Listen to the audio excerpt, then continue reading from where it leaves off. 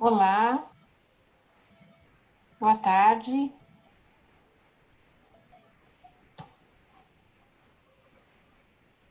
Olá, boa tarde. É um prazer estar aqui com vocês hoje. Meu nome é Eliette, eu sou a Head de Coaching da LeRect e a gente está aqui hoje para falar um pouquinho desse contexto todo. Mas antes disso, eu quero apresentar a LeRect para quem não conhece ainda.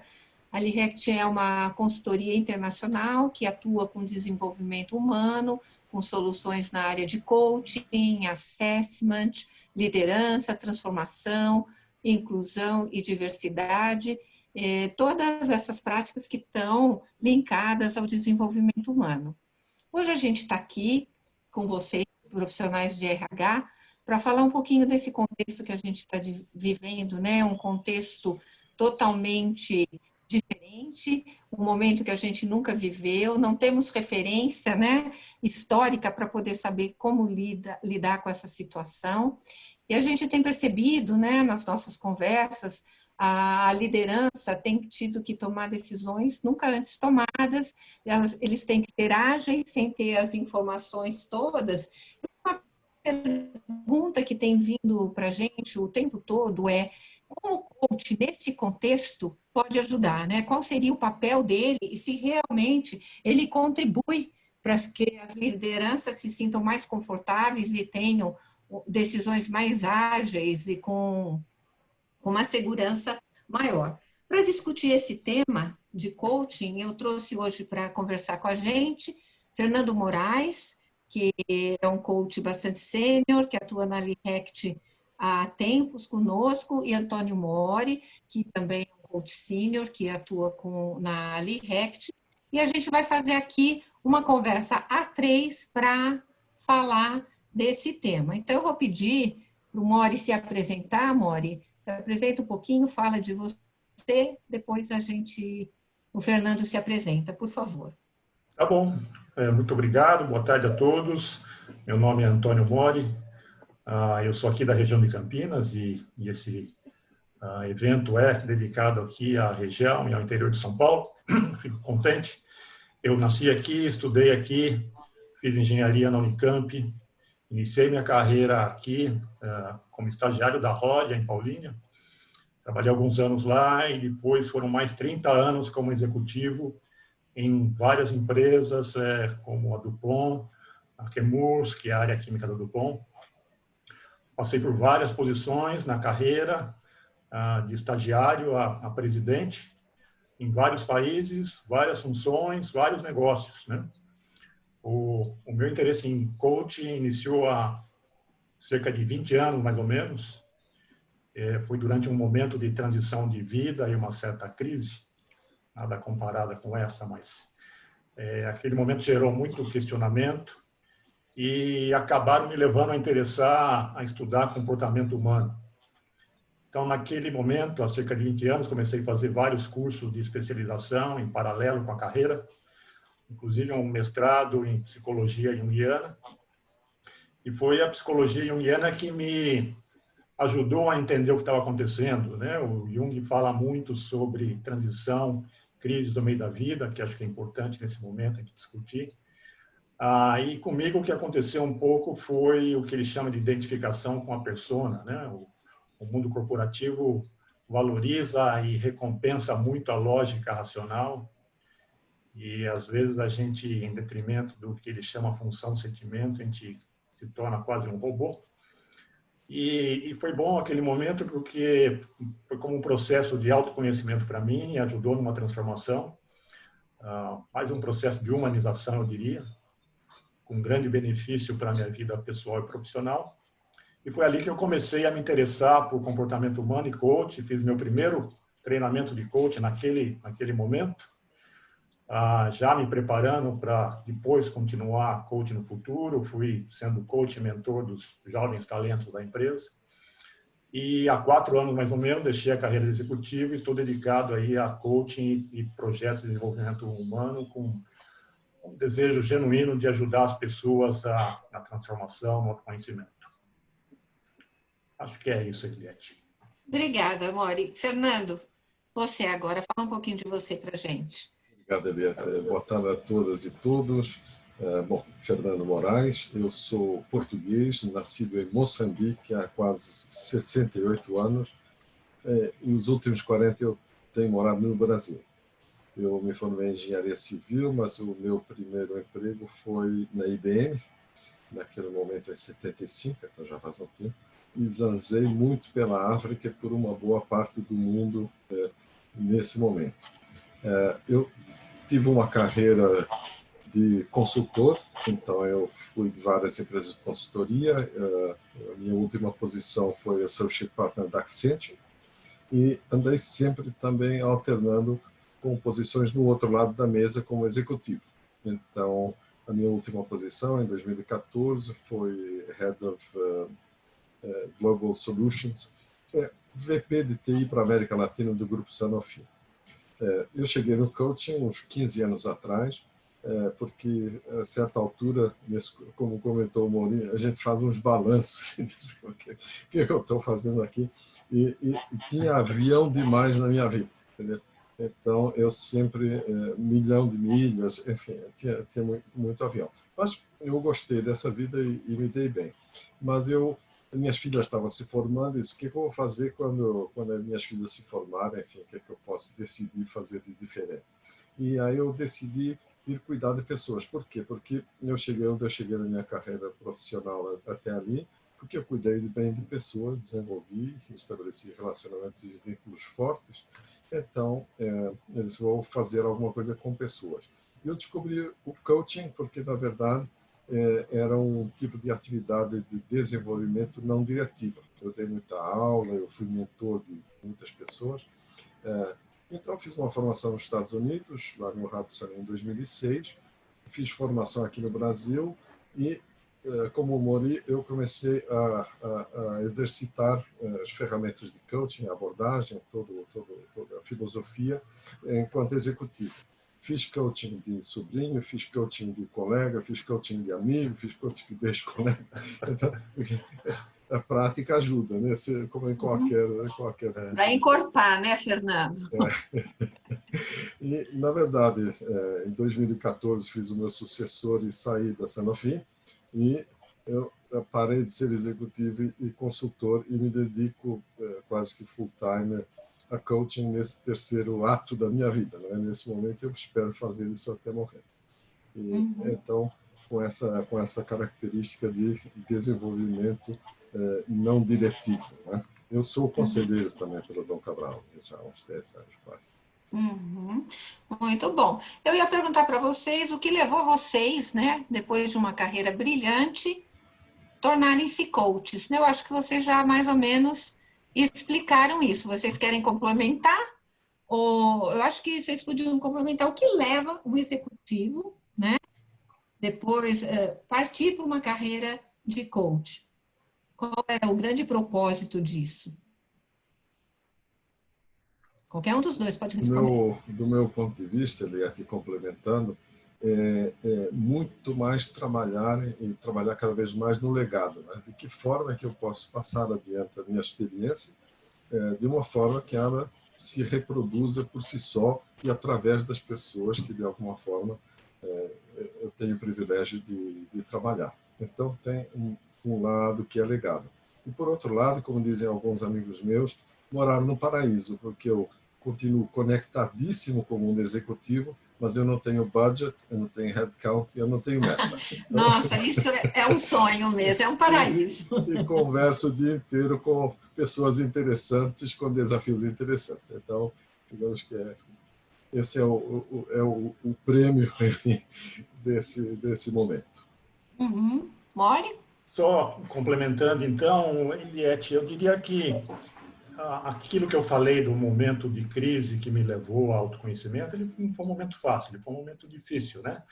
E quando eu fiz o mestrado, o pessoal dizia que às vezes a gente busca o tema da dissertação muito para curar feridas. Como aquele período foi difícil, eu acho que esse tema do executivo um pouco robotizado e tal, eu acho que eu posso ajudar muito nessa transformação. Então, tem um pouco desse desejo aí de compartilhar com as pessoas especialmente com o executivo que passou muito por isso que eu passei, esse momento e ajudá-lo a passar por isso aí com menos problema e até com oportunidade de crescimento. Então, acho que isso é o interesse principal, mas vai junto também o que o Fernando falou, é uma boa oportunidade agora, nesse momento, para você ter uma agenda equilibrada, qualidade de vida, desafios, conversar com gente muito interessante, se atualizar, porque você não pode ficar parado, você está fora da corporação, mas você tem que entender, você tem que estudar. E eu também gosto de estudar muito, então isso vem junto, em paralelo aqui, eu vou estudando e vou complementando o conhecimento. Ótimo. Então, dando continuidade à nossa conversa, eu queria que vocês definissem para mim o que é coaching na perspectiva de vocês. A gente tem várias definições de coaching, tem a definição de coaching do ICF, a gente tem da LIHECT, mas eu queria saber para vocês como vocês definiriam a palavra coaching. Eu acho que assim uma definição formal como da ICF, ela é esclarecedora e ajuda a entender um pouco o processo, né? Ela fala de um processo criativo, provocativo, para inspirar e maximizar potenciais profissionais. Então, aqui, acho que é bom que você tenha uma ideia que não é algo solto, tem um compromisso.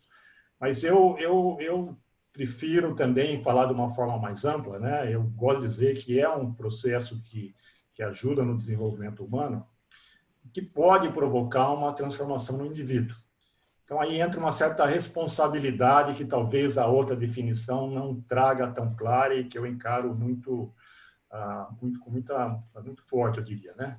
Vamos dizer que a responsabilidade de você ajudar a conduzir um indivíduo executivo numa meta que talvez ele está buscando, mas nem sempre é na direção que eu vou usar o Jung aqui, né? Na direção que o Jung chama de integridade. Então, eu acho que tem uma responsabilidade por trás, acho que é muito importante ajudar o coach a pensar nessa meta com responsabilidade, e por isso que eu me dedico bastante também a me preparar e assim, adequadamente para conduzir um processo com a maior responsabilidade possível. O Mori trouxe um refresh aí da definição de coaching, que é a base onde nós todos começamos, mas com a experiência a gente vai criando o nosso conceito associado à nossa prática, né?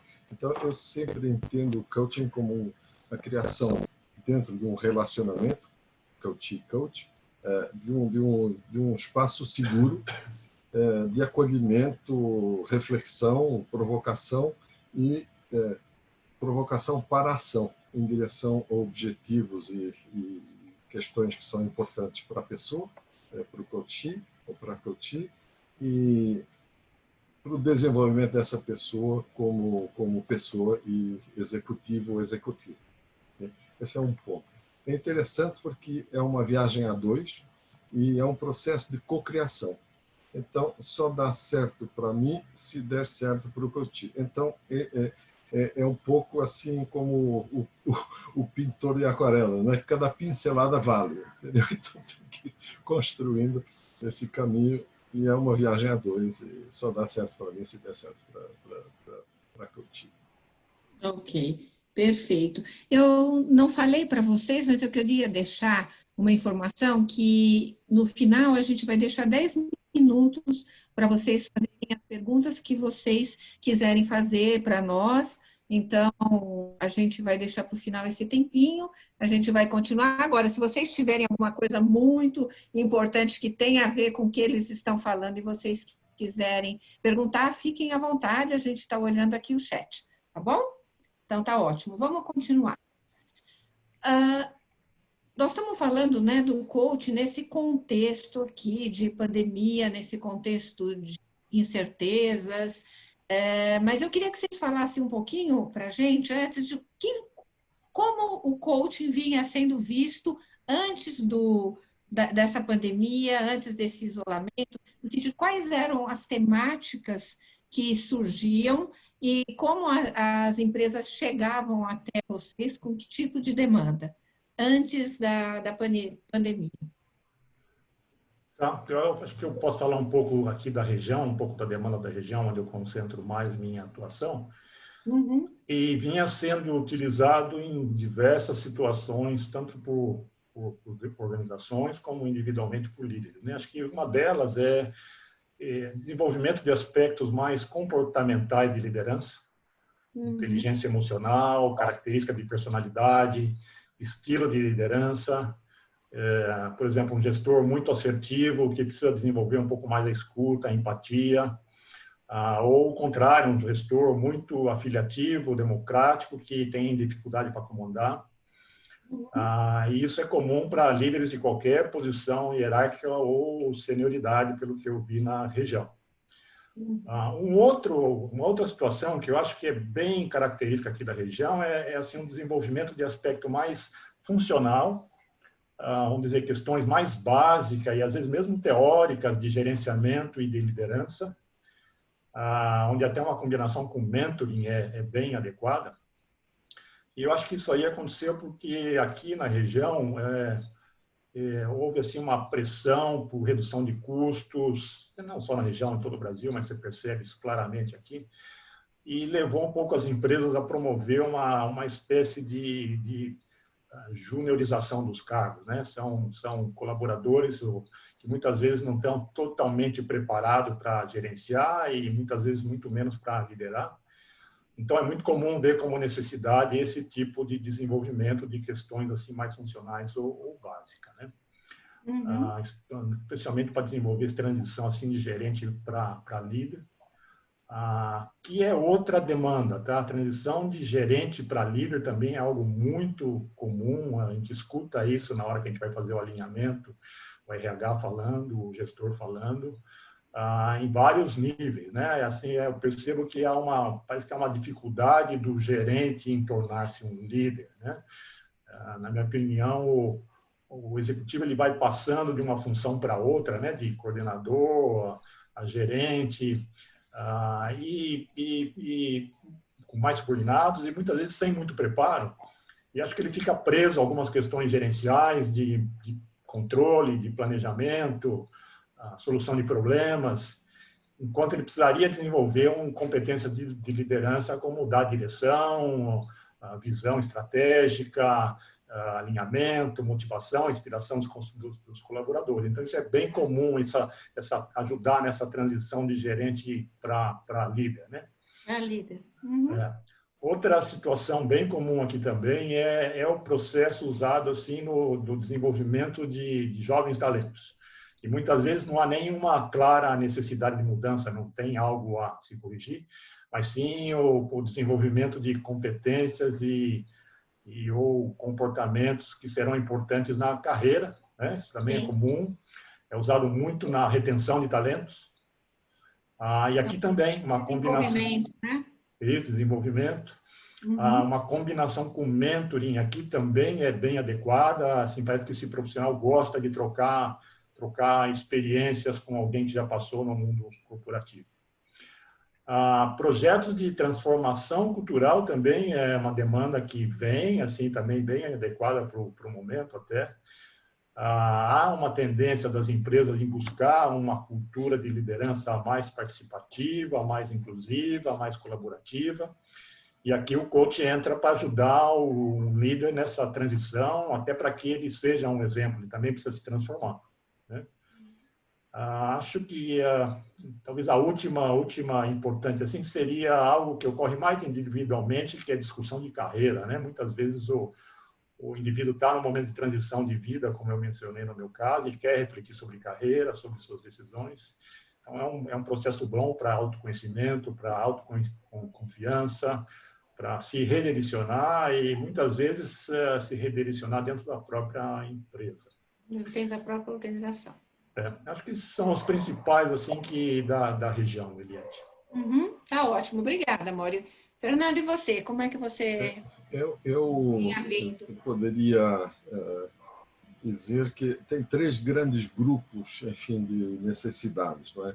Um grande grupo é o nível de a abordagem é sobre comportamentos, então, ou comunicação, inteligência emocional, ajuste de comportamento, embora seja raro, mas às vezes situações de pré-assédio e coisas assim que aparecem com frequência. Mas essas são adequações de comportamento, mas no geral, a grande maioria, a absoluta maioria, é de processos de desenvolvimento. E, na verdade, esse é um foco, alguma coisa de comportamento, comunicação, conflito, de alguma forma associada a esses temas. Um segundo nível, que tem uma complexidade e uma abrangência maior, é de preparação para novos desafios ou para um desafio que acabou de ser colocado. Então, para ter uma ideia, 25% mais ou menos dos meus clientes eu de alguma forma trabalho onboarding. Então, isso significa que é preparar para expatriar, preparar para a nova posição, acabou de chegar do exterior, acabou de chegar à posição. Então, esse é um momento da vida executiva que tem grandes demandas, porque ninguém mais tem paciência para esperar um ano para que a pessoa comece a tomar a pé da situação. Então, essa pressão toda aqui e aceleração que nós estamos vivendo no mundo, não é? Então, esse é um momento de carreira e eu, de alguma forma, tenho dedicado bastante a apoiar executivas e executivos nesses momentos. Um terceiro nível, que é mais profundo e mais abrangente e mais complexo, é de transformação pessoal. Então, é a pessoa que quer mudar de vida, é a pessoa que está preparando o que vai fazer quando se aposentar, preparando um terceiro ato da vida, o que vai fazer da vida. Então, são escolhas, não tanto talvez do próximo movimento na carreira executiva, mas num momento de vida. Filhos saindo de casa, netos chegando, situação financeira confortável, o que eu vou fazer da vida? Entendeu? Então, são processos de reflexão muito mais abrangente e profunda e geralmente estão associados àquilo que eu chamo momentos de onda grande, né? Que pega a praia inteira. Então, família, onde é que vai morar, como vai fazer, o que vai fazer. Então, são processos, geralmente são um pouco mais longos e de pessoas, em geral, mais maduras, né? Mas tem muito jovem em momento de onda grande também. Né? Era isso que eu ia perguntar para você. Quando você fala para mim disso de onda grande, né, que é só no contexto de pessoas mais maduras, eu tenho percebido muitos jovens com esse tipo de reflexão também. Então, o que começou como essencialmente pessoas mais maduras, hoje acontece muito com os jovens também, porque também são momentos de onda grande. Como equaciona a família, casa ou descasa, o que é que faz com os filhos, o que é que não faz com os filhos, vai ter filho, não vai ter filho, vai para o exterior, não vai para o exterior, vai fazer MBA, não vai fazer MBA. Então, quer dizer, são momentos que batem ou tocam múltiplas frentes da vida, não é? E, então, muitas variáveis tornam os temas mais complexos, né? Então, é um outro tipo de atividade. Diria que são esses três grandes grupos. Tá. Quando a gente fala, né, acho que foi o Mori que falou, não sei se foi o Fernando, que é um projeto a dois, né, e que depende muito do papel dos dois. Depende muito da vontade também do profissional querer se desenvolver, querer se transformar. O Fernando tem uma frase interessante de falar que eu não vou te mudar. Como é que é a sua frase, Fernando, que você fala? Eu não mudo ninguém, não mudo ninguém. Eu só faço, induzo, ou estimulo, ou incentivo, ou provoco a vontade da pessoa de mudar. Entendeu? Então, você não vai mudar ninguém, né? Eu não vou mudar ninguém, a pessoa é que tem que... Mas digamos que a nossa arte, como alguém chamou, é a arte de soprar brasas, entendeu? Porque o fogo sempre está na outra pessoa, entendeu? Então, perfeito. O que a gente faz para despertar esse calor dentro. Né? Esse calor. Então, deixa eu te fazer uma pergunta para vocês dois, então. Hoje, né, assim, quando a gente fala em coach executivo, que vem uma demanda organizacional, como é que a gente lida com esse fogo, com esse calor que o coach tem que ter para a transformação? Porque muitas vezes a organização, né, impõe um processo de coaching para o indivíduo. Como é que a gente lida com essa questão de não ter uma prontidão suficiente para aquele momento, para o processo de coaching se desenvolver? Como é que vocês normalmente lidam com isso? Você diz não ter uma prontidão do coaching? Do coaching, porque às Tá? vezes vem a demanda organizacional, né, Mori? Não, sem dúvida. E isso é um papel, isso é muito importante. Quer dizer, o processo vai mover quando ele perceber um valor na mudança. Uhum, uhum. Então, assim, acho que uma das tarefas, né, do coach é ajudá-lo a encontrar esse valor na transformação.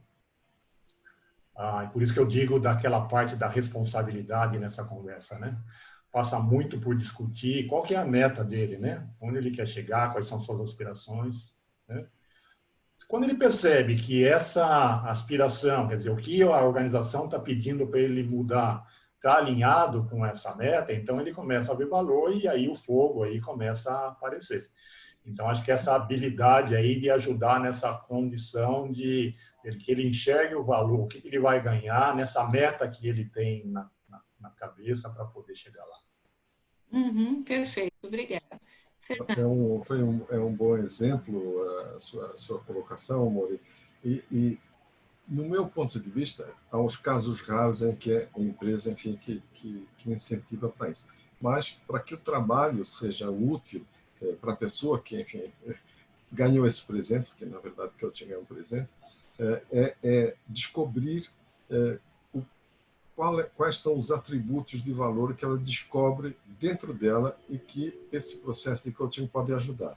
Então, às vezes isso não está claro para a pessoa, então o coach, como um eminente provocador e perguntador, né, vai fazendo surgir de dentro da pessoa, através de um processo progressivo de autoconhecimento, quais são as dores, os ganhos, os desejos que às vezes não estão explícitos, claros para a pessoa, e depois o que pode ser feito para, enfim, diminuir ou eliminar as dores, construir ou aumentar os ganhos e endereçar desejos. Então, proposta de valor sempre, dores, ganhos e desejos. Entendeu? Então, tem que capturar isso nessas, enfim, e é um processo que não demora muito tempo, que a gente, enfim, é um número limitado de interações, mas esses são os pilares. E fazendo emergir isso, depois a chama vem.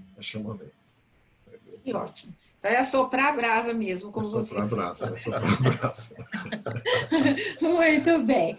Então, agora vamos falar. Tá bom, a gente falou até aqui, e agora, frente ao momento que a gente está vivendo, qual é o impacto que vocês percebem dessa crise no uso do coaching, né? As demandas mudaram? Vocês têm alguns exemplos para dar para a gente sobre isso? O que impactou tanto na necessidade dos profissionais como nas necessidades organizacionais? Mesmo nos processos que já vinham acontecendo, iniciou a crise, o que mudou no andamento desses processos?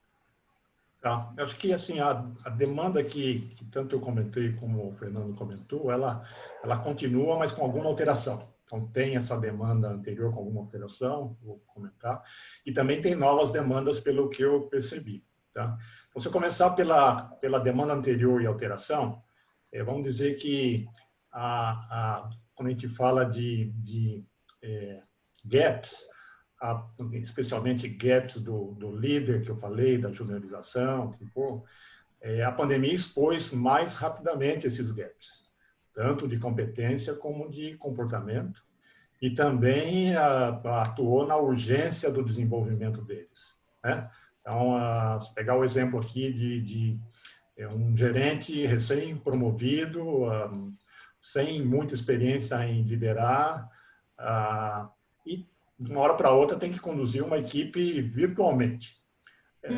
Sem a pandemia, com uma equipe pequena, né, ele nas discussões diárias ele conseguiria ajudar, alinhar, engajar, né? E virtualmente isso fica mais difícil porque muitas vezes falta para ele algumas competências, né, conhecimento de liderança que ele não teve a oportunidade de aprender. A transformação cultural que a gente falou também está tendo um impulso muito grande, uma atenção especial nesse momento, eu diria. Eu acho que o trabalho virtual tem surpreendido positivamente os líderes que eu tenho conversado. Aqueles que eram mais céticos sobre home office, né? Pensava que o colaborador em casa não ia trabalhar da mesma forma que trabalha no escritório. ele já começa a pensar uma nova forma de atuação quando acabar o isolamento e talvez até com maior utilização do home office. Então, esse projeto de transformação cultural também estou vendo ele acontecer mais rapidamente. A Liret acabou de iniciar um processo grande com toda a liderança de uma empresa aí que tá se transformando. Eu faço parte dela, você e o Fernando também. Isso acho que é um bom exemplo, né? Muita empresa tentando se tornar mais digital, com cara de startup, e muita gente aproveitando o momento para mover.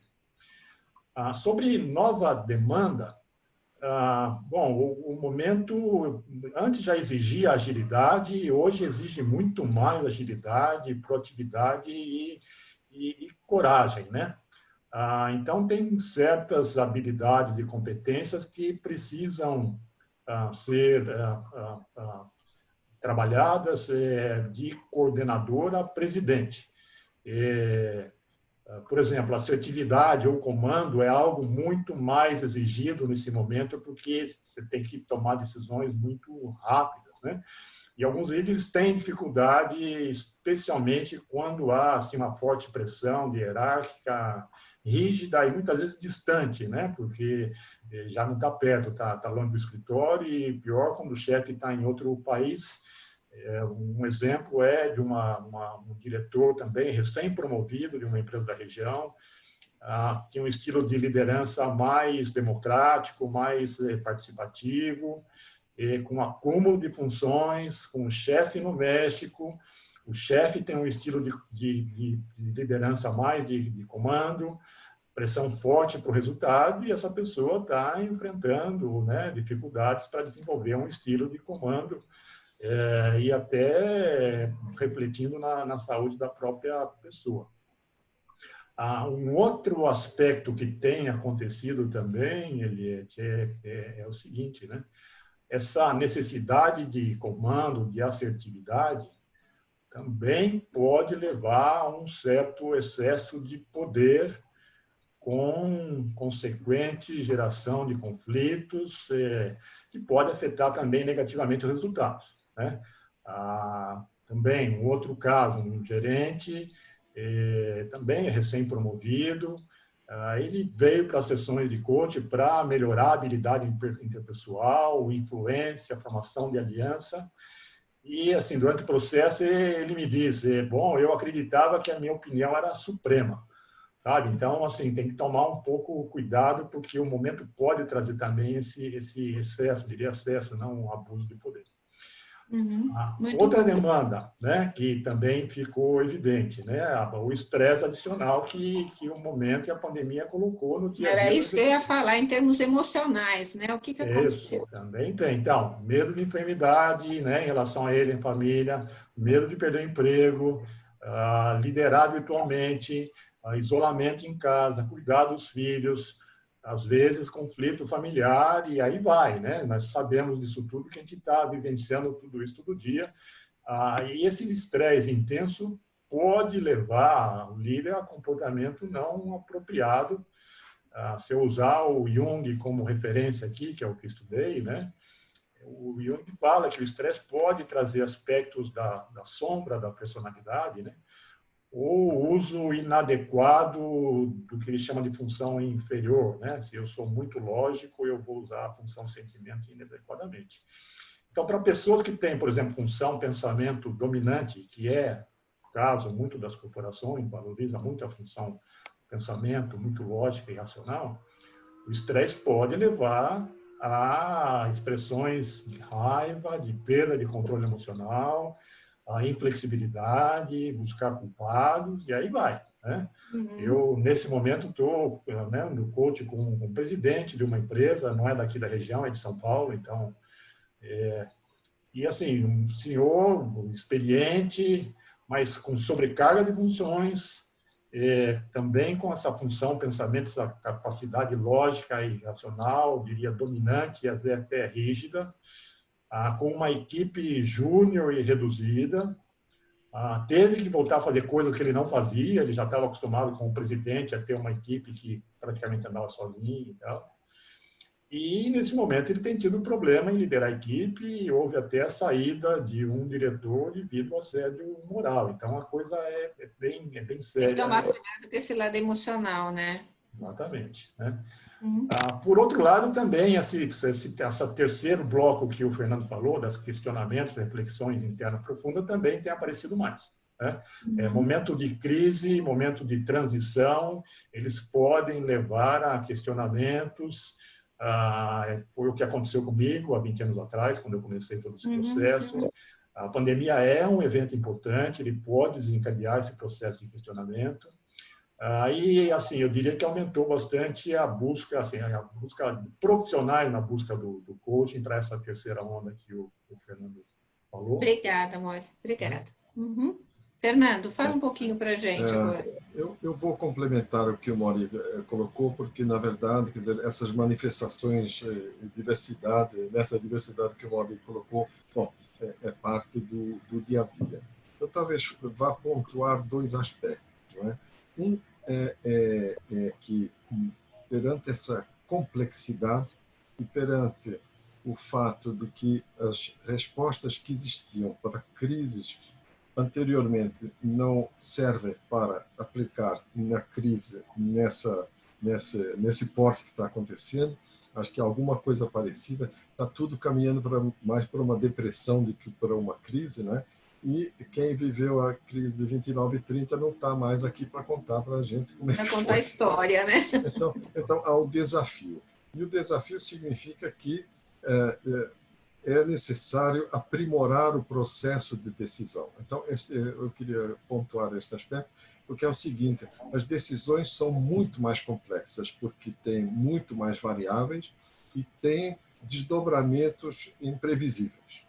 Então, um dos aspectos que tem sido trabalhado eu tenho reconhecido, felizmente, e tenho conhecido boas práticas desse processo, colegiar mais os processos de decisão. Sabe? Tem que ter um processo e tem que ampliar, socializar o risco, digamos assim, porque essa é a forma mais segura, digamos assim, se a gente puder falar de segurança no momento desse, seria a forma mais ponderada ou menos arriscada de tomar decisões. Então, esse eu acho que é um aspecto importante. O outro aspecto é a distinção entre certeza e clareza. Quando eu falo em certeza, então, num momento de medo, todo mundo, e no começo da chegada aqui, a gente viu um monte de epidemiologista amador, entendeu? Porque queria saber da curva e se ia para não sei onde, comprou o livro, viu o modelo, viu um monte de sites tentando entender, buscando algum tipo de certeza, quanto tempo ia demorar, quanto tempo se ia chegar antes, se ia chegar depois. Então, buscando um pouco de conforto, né, Fernando? Conforto, porque, na verdade, tem que se agarrar a alguma constante, entendeu? Mas isso é um esforço que não leva a lugar nenhum e, na verdade, em vez de buscar certeza, é muito mais buscar clareza. E a clareza tem alinhamento com missão, valores, propósito, estratégia, entendeu? Então, a conexão com esses aspectos mais permanentes, não é? E fundamentais enfim, da nossa existência, da existência das empresas e dos desafios, não é? Tem sido uma boa conduta, né? Então é muito menos a certeza e muito mais a clareza. Talvez esse tenha sido assim a revelação e a formulação, digamos assim, de uma grande dicotomia que existe aí. A gente lembra no começo, pedia mais uma simulação, mais uma alternativa, mais um cenário, se vai assim, exauria as pessoas, os planilheiros e os modeladores e os exploradores de cenários e não saía do lugar. Ninguém fazia nada. Então, essa conexão com valores, com propósito, com estratégia, que eu acho que dá estabilidade, dá alguma serenidade no meio da turbulência. Então, no meu comentário estaria por aí. Bom, tem uma pessoa aqui, a Thelma Bertuzzi, ela já colocou vários comentários aqui, um dizendo que ela é headhunter, depois que ela está aproveitando bem as contribuições, e ela faz um comentário em cima do que você acabou de falar, né? Quando temos o nosso propósito claro e quando aqueles que estão no topo vivem também esse propósito e esses valores, conseguimos ver um caminho para buscar alternativas para esse fortalecimento durante essas crises. É isso mesmo, né, Thelma? Exatamente, exatamente. Então, acho que é exatamente isso que estamos falando. Então, o comando da líder ou do líder, ele se manifesta muito, ou deverá se manifestar muito mais na busca do sentido, do propósito, do que na ordem, enfim, autoritária de faça isso, faça aquilo, entendeu? E sempre de um processo mais colegiado. Não é porque não se evite tomar decisão ou se entre num certo democratismo que não sai do lugar, mas, na verdade, é como é que se socializa o risco, como é que traz mais olhares, mais cabeças, mais braços para endereçar as coisas complexas que a gente está vivendo. É isso mesmo, Thelma. Muito bem, perfeito. Vocês dois agora, digam para mim, como que o coach se torna importante para a liderança nesse momento de crise? Né? O que ele pode fazer para amenizar a dor da liderança nesse contexto? Bom, acho que o papel da liderança é fundamental, né, nesse momento para conseguir passar pela pandemia com o mínimo impacto e, inclusive, para sair fortalecido, né?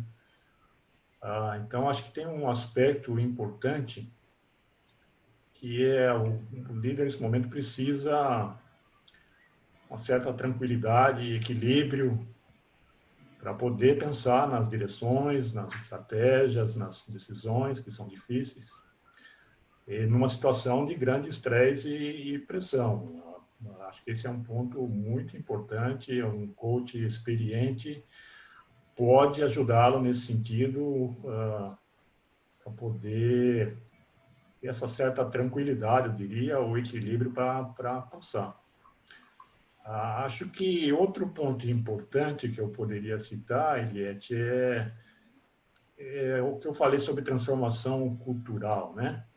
A importância de mover para uma cultura de liderança mais colaborativa. As empresas vêm tentando buscar isso faz tempo, e eu acho que esse é um momento que pode ajudar o líder também a mover mais rápido nesse caminho, diminuir barreira, à medida que todo mundo está percebendo que tinha muito mais barreira, né, na cabeça de cada um do que realmente de fazer. Realidade. Então, acho que esses são dois aspectos assim, que são importantes para a liderança nesse contexto. Obrigada, Mori. Fernando? Eu pontuaria dois aspectos, né? No conceito de coaching que eu comentei antes, é um espaço de escuta, acolhimento, reflexão, e é um espaço seguro. Então, porque na turbulência da empresa, no calor, no turbilhão da crise, é raro poder ter uma interlocução segura, digamos assim, porque o que é dito, o que não é dito, o que parece que é dito, enfim, tem um potencial de gerar reverberações negativas, digamos assim. Então, o primeiro é um espaço onde a pessoa pode chegar e é um espaço seguro e desabafar. Pode berrar com o mundo, xingar o mundo, pode chorar, e acontece. Porque, na verdade, é um espaço, então, seguro de descompressão, para que uma serenidade se instaure e aí a reflexão e a proposição de ação começa a ser viável. Então, tem esse aspecto também. A outra questão que, nesse momento, especificamente tem sido interessante, eu tenho o privilégio, eu tenho clientes na Itália, na França, nos Estados Unidos, vários lugares do mundo. Eu pertenço ao Institute of Coaching de Harvard e nós temos, desde o começo da pandemia, lá desde março, reuniões semanais de grupos de coaches, somos uns 20 e pouco, e tem gente da Nova Zelândia, de Hong Kong. Então, é como se eu venho seguindo assim, a evolução da pandemia. Certo. Então, e essa reflexão, tanto pelos clientes que já passaram por momentos que não estão sendo ainda vividos aqui no Brasil, quanto pela reflexão, enfim, de quem escuta os outros e reflete a respeito do que escuta, traz uma coisa interessante aqui. as sessões se tornam também um pouco de hub de boas práticas. Então, ó, eu escutei isso aqui, funcionou ali, vai para lá. Então tem um pouquinho desse comentário que o Mori trouxe antes, um pouquinho de mentoring aí. Quer dizer, então, deixa, ó, isso são coisas. O que você acha que faz sentido para você? Entendeu? Então também tem essa... nós acabamos sendo repositório, enfim, de boas práticas de pessoas que estão passando nesse momento por situações semelhantes todas, né? Então esse é um outro ponto deste momento. Uhum. Muito bom, muito bom. Os dois comentaram em mentoring, né? A gente tem, às vezes no mercado, a gente tem uma confusão, né, entre o que é mentoring e o que é coaching. Às vezes, algumas organizações nos ligam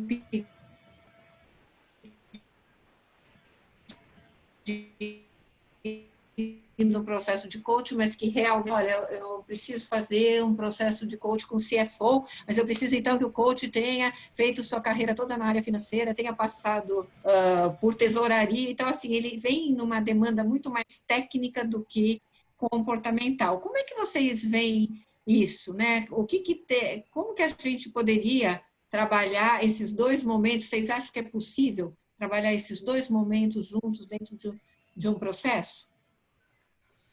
É possível, sim. Os dois, na verdade, promovem desenvolvimento, Sem né? dúvida. A diferença no caso do mentoring é que ele envolve isso que o Fernando falou, é uma transferência de conhecimento ou de referenciais por parte do mentor, coisa que o coach normalmente não faz, né? E o mentor também vai, muitas vezes, discutir formas e caminhos viáveis. Não significa que o mentoree vai fazer igual, mas ele vai aplicar essas referências e adaptar ao contexto. Tem muita gente que gosta disso, né? Eu acho que ela assim, para muitos deles gostam de escutar a experiência. Então, é importante para o mentor ter essa experiência no mundo corporativo para poder compartilhar.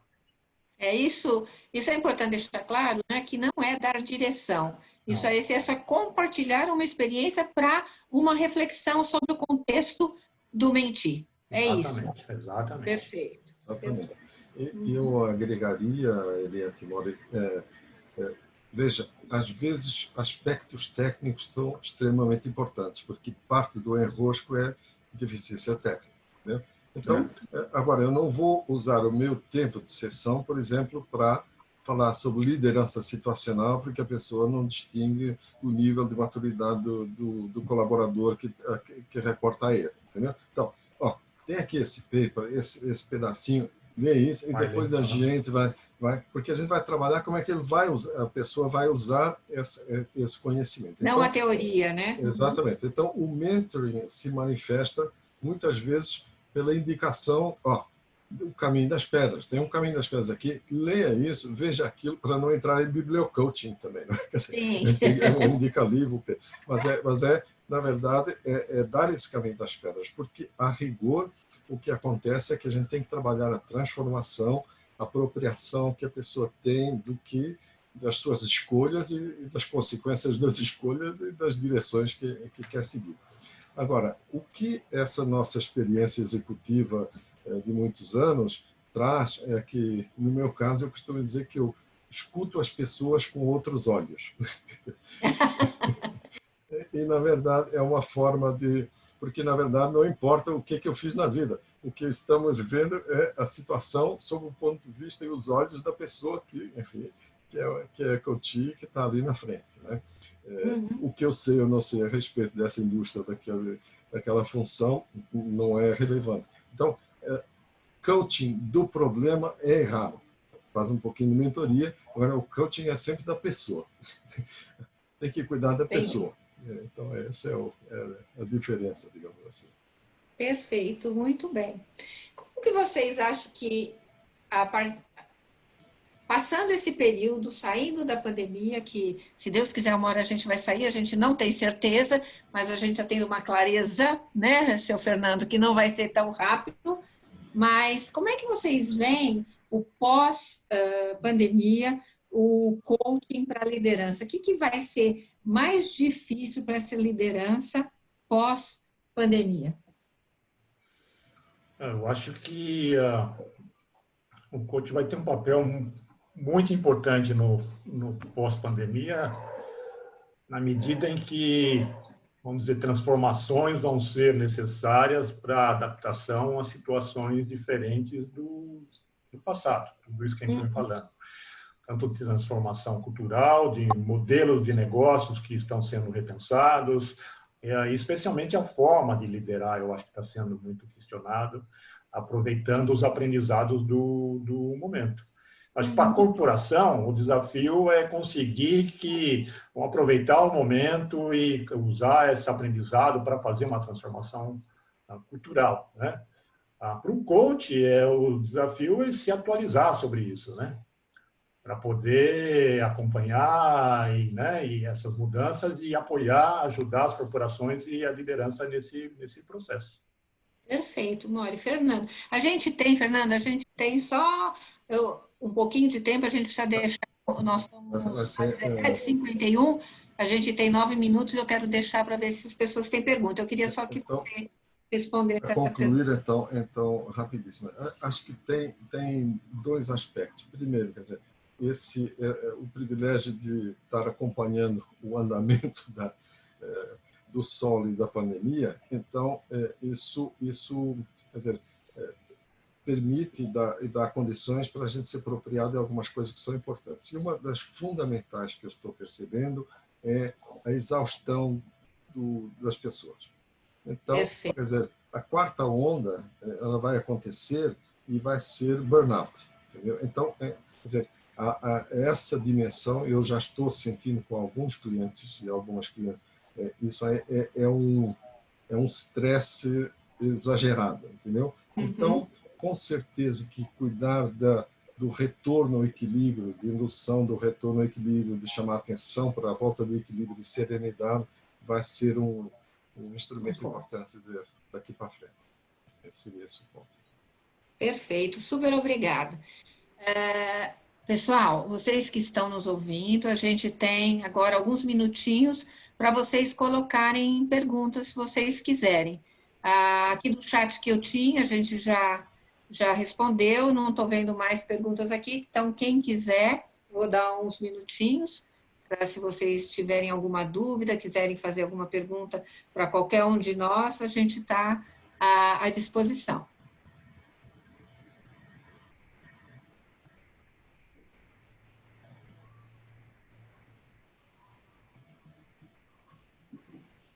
Eu acho que não tem dúvidas e não tem perguntas, não.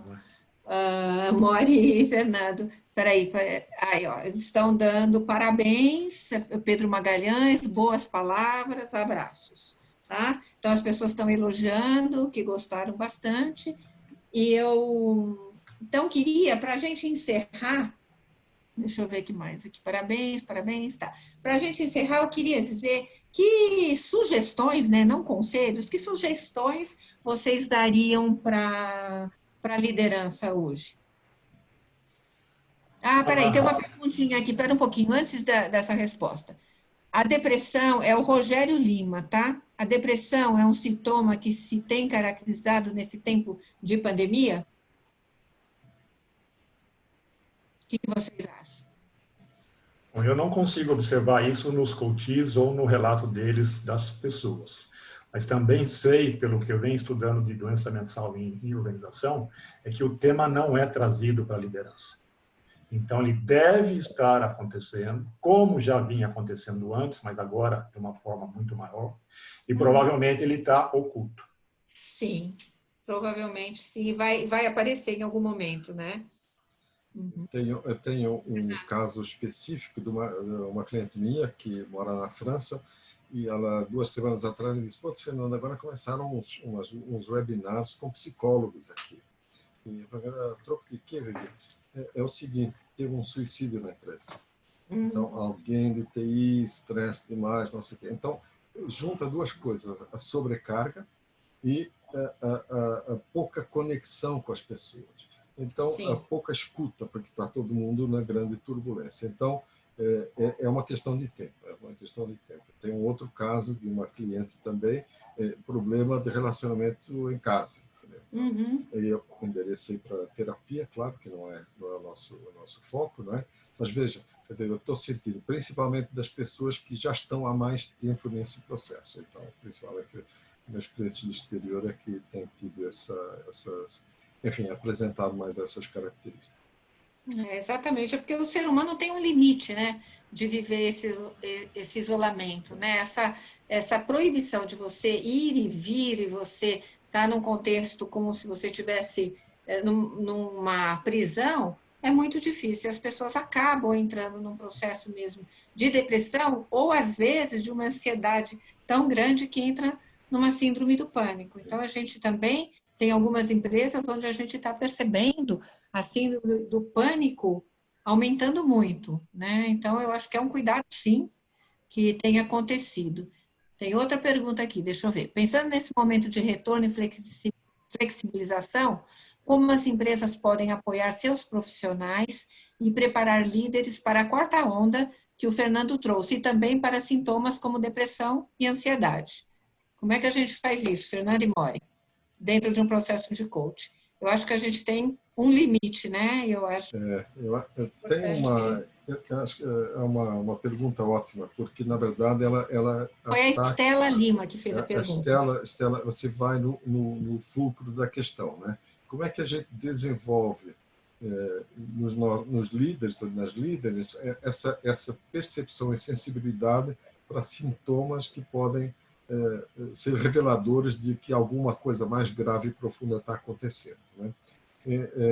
Então, primeiro, ter ambientes de escuta, entendeu? Ter conexão. Então, ter o one-to-one, ter contato frequente com as pessoas.